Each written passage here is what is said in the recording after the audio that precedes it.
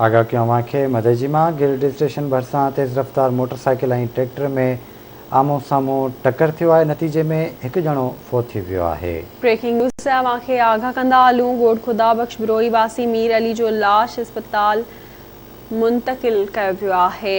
मदेजी में गिरडी स्टेशन भरिसां तेज़ रफ़्तार मोटरसाइकिल ऐं ट्रैक्टर में आम्हूं साम्हूं टक्कर थी पियो आहे। टक्कर जे नतीजे में हिकु ॼणो फ़ौत थी वियो आहे। अपडेट कयूं पिया त ॻोठ ख़ुदाबख़्श बिरोही वासी मीर अली जो लाश अस्पताल मुंतकिल कयो वियो आहे। अपडेट कयूं पिया मदेजी मां गिरडी स्टेशन भरिसां तेज़ रफ़्तार मोटरसाइकिल ऐं ट्रैक्टर में आम्हूं साम्हूं टक्कर थियो आहे। नतीजे में हिकु ॼणो फ़ौत थी वियो आहे। फ़ौती मीर अली जो लाश अस्पताल मुंतकिल कयो वियो आहे।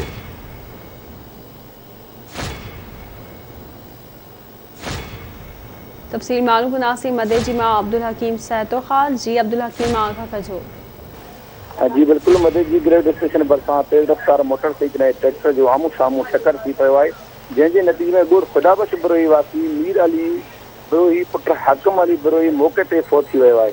फ़ौतिल जो नौजवान जो लाश मदेजी अस्पताल आंदो वियो, जितां ज़रूरी कार्रवाई बैदि लाश वारसनि हवाले कयो आहे। लाश ॻोठ पहुचण ते घर में कोराम मची वियो आहे।